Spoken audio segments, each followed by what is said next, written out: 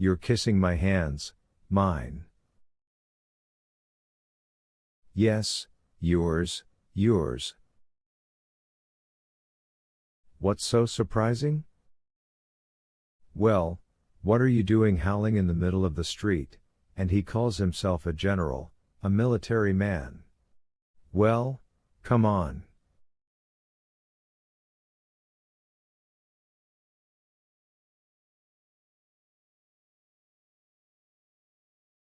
God bless you, my dear boy, for showing respect to a disgraceful, yes, to a disgraceful old fellow, your father. May you also have such a son, la roi de Rome. Oh, a curse upon this house.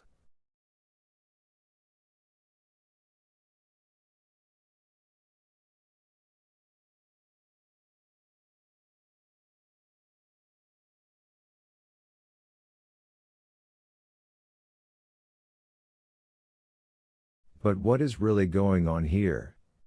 Kolya suddenly seethed. What's the matter? Why don't you want to go back home now? What are you losing your mind for? I'll explain it to you, I'll tell you everything, don't shout, they'll hear you, la roi de Rome. Oh, I'm sick, I'm sad.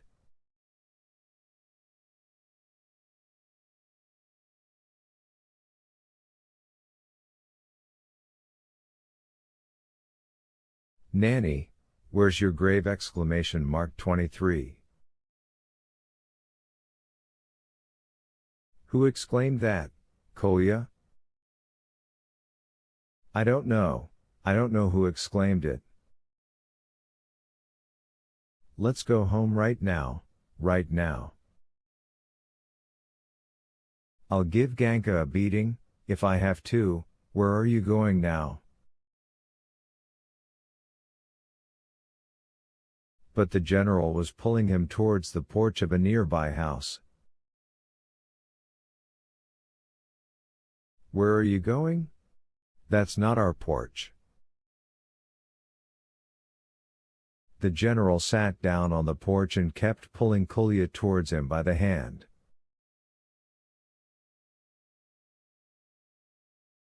Bend down, he murmured. I'll tell you everything. Disgrace, bend down, your ear, I'll tell it in your ear.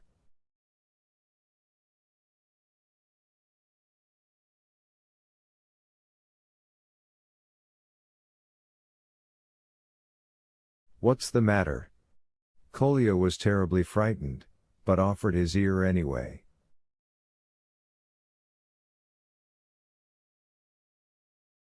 La roi de Rome, the general whispered, also as if he were trembling all over.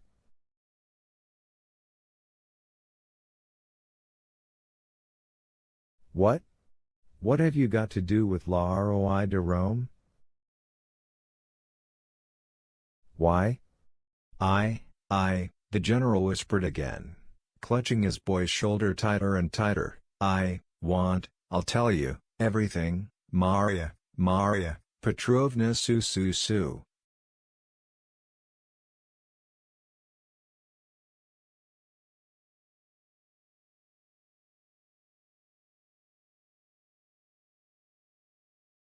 Kolya tore himself free, seized the general by the shoulders, and looked at him like a crazy man.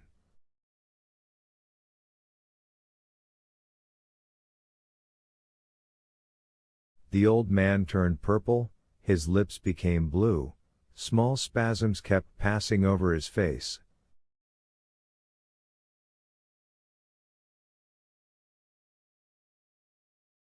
Suddenly he bent over and quietly began to collapse onto Kolya's arm. A stroke! The boy cried out for the whole street to hear, realizing at last what was wrong.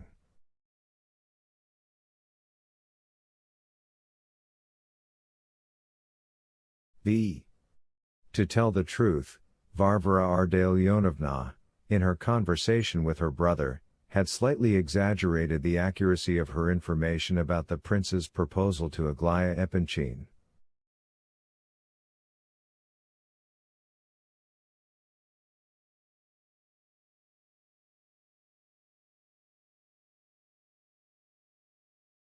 Perhaps, as a perspicacious woman, she had divined what was to happen in the near future, perhaps, being upset that her dream, which, in truth, she did not believe in herself, had been scattered like smoke, she, as a human being, could not deny herself the pleasure of pouring more venom into her brother's heart by exaggerating the calamity, though, incidentally, she loved him sincerely and compassionately.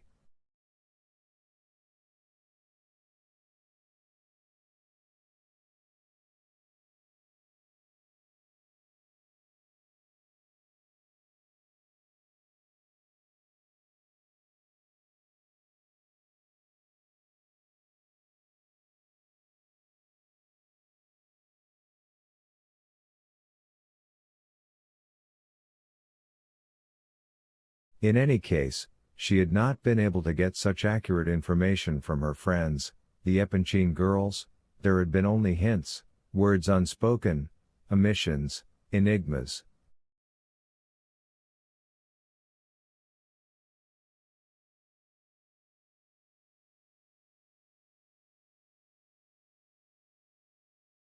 And perhaps Aglaya's sisters had also let certain things slip on purpose, in order to find something out from Varvara Ardalionovna, and it might have been, finally, that they were unable to deny themselves the feminine pleasure of teasing a friend slightly, even a childhood one.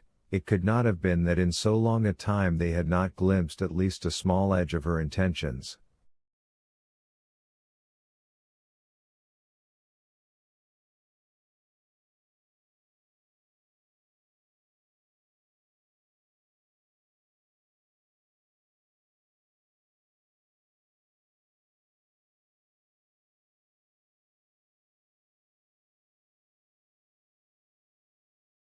On the other hand, the prince, too, though he was perfectly right in assuring Lebedev that there was nothing he could tell him and that precisely nothing special had happened to him, was also, perhaps, mistaken.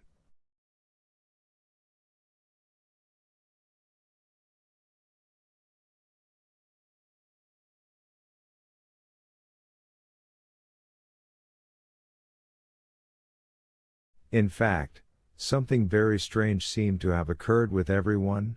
Nothing had happened, and at the same time it was as if a great deal had happened.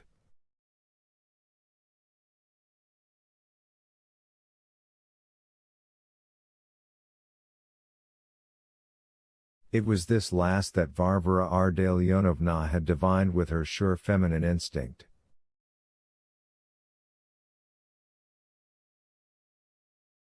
How it happened, however, that everyone at the Epanchin suddenly came up at once with one and the same notion that something major was occurring with Aglaya and that her fate was being decided, is very difficult to present in an orderly way.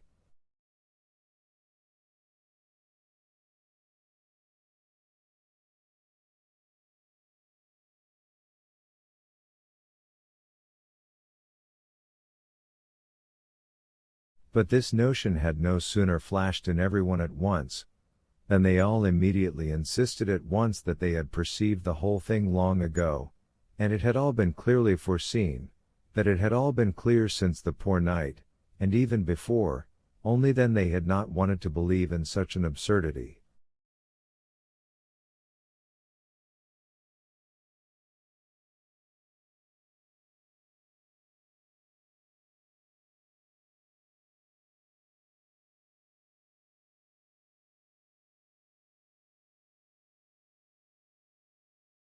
So the sisters insisted, and, of course, Lizaveta Prokofyevna had foreseen and known everything before everyone else, and she had long had an aching heart, but, long or not, the notion of the prince now suddenly went too much against the grain, essentially because it disconcerted her.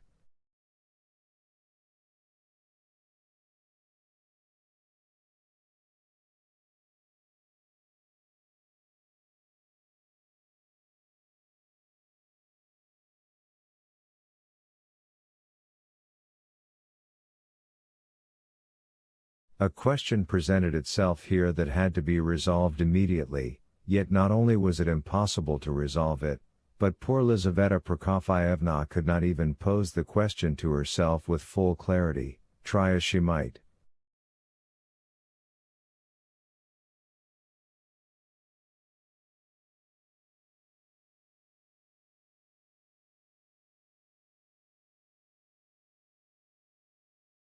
It was a difficult matter. Was the prince good or not? Was the whole thing good or not? If it was not good, which was unquestionable, what precisely was not good about it?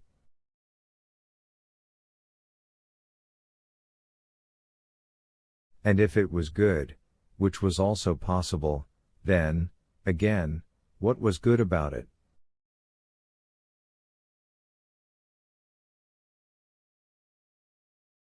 The father of the family himself, Ivan Fyodorovitch, was naturally the first to be surprised, but then suddenly confessed that by God, he, too, had fancied something of the sort all along. Every now and then he suddenly seemed to fancy it.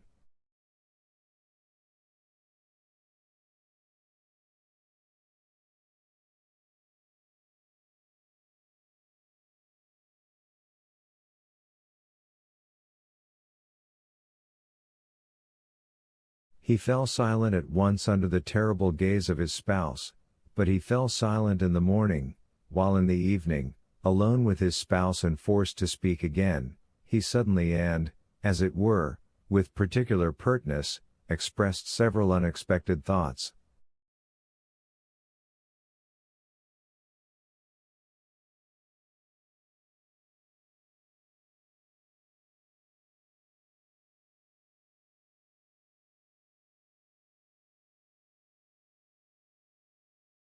Though, essentially, what's wrong? Silence. Of course, this is all very strange, provided it's true, and he doesn't dispute it, but again silence.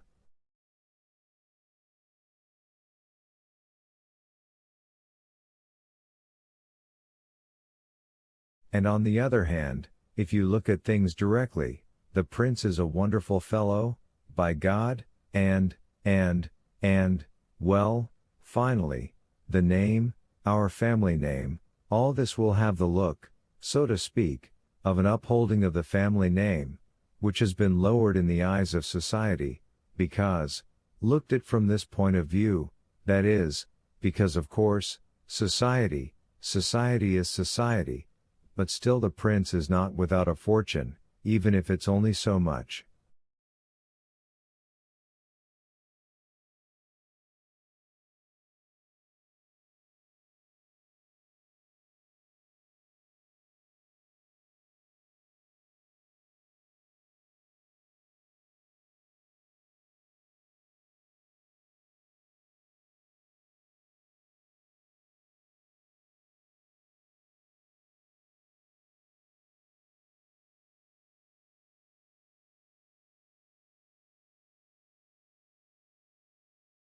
He also has, and, a prolonged silence and a decided misfire. Having listened to her spouse, Lizaveta Prokofyevna went completely overboard.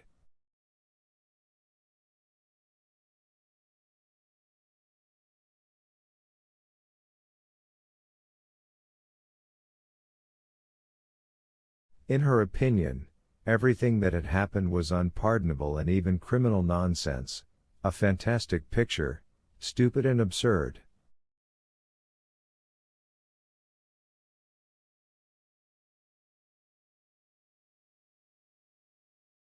First of all there was the fact that this wretched princeling is a sick idiot, second of all he's a fool, who neither knows society nor has any place in society. To whom can he be shown, where can he be tucked in?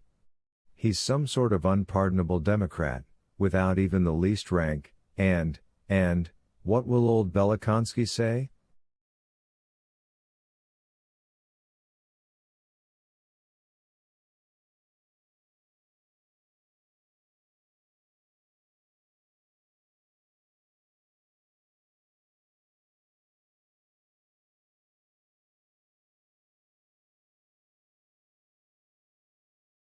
And is this the sort of husband we imagined and intended for Aglaya?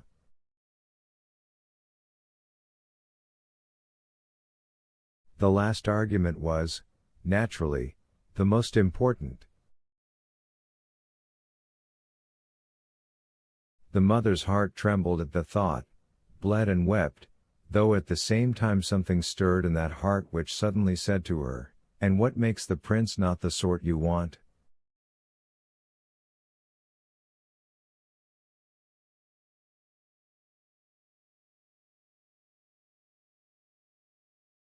Well, it was these objections against her own heart that were most troublesome for Lizaveta Prokofyevna.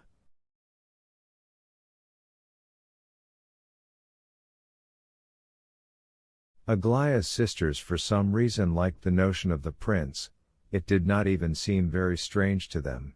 In short, they might even suddenly turn out to be completely on his side.